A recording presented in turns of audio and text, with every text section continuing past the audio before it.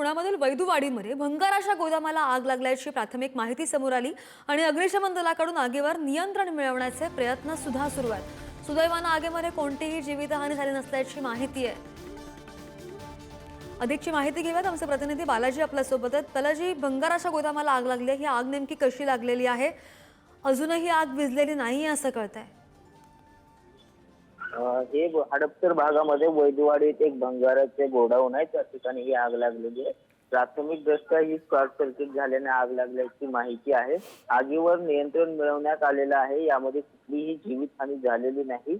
मात्र आणखी सुद्धा कुलिंगचे काम मोठ्या प्रमाणात त्या ठिकाणी सुरू आहे। अग्निशमन दलाकडून ही आग पूर्णपणे विझवण्याचा प्रयत्न करण्यात आला आणि त्याला यश आलंय। मात्र आगीची जी धुसफूस आहे ती थांबलेली नसल्यामुळे त्या ठिकाणी मोठ्या प्रमाणात आता अग्निशमन दलांकडून कुलिंगचे काम करण्यात येते।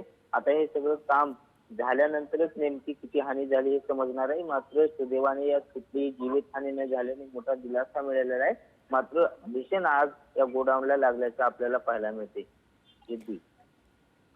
निश्चित बालाजी, धन्यवाद दिलेल्या माहितीसाठी। सुदैवाने या आगीमध्ये कोणतीही जीवितहानी झालेली नाहीये, मात्र अग्निशमन दलाकडून आगीवर नियंत्रण मिळवण्याचे शर्थीचे प्रयत्न सुरू आहेत। पुण्यातील वैदुवाडीमध्ये भंगाराच्या गोदामाला ही आग लागली होती आणि ही आग इतकी भीषण दिसतेय की पाहून आपल्याला अंदाज येतो। पुण्यामधील वैदुवाडीतली ही दृश्य।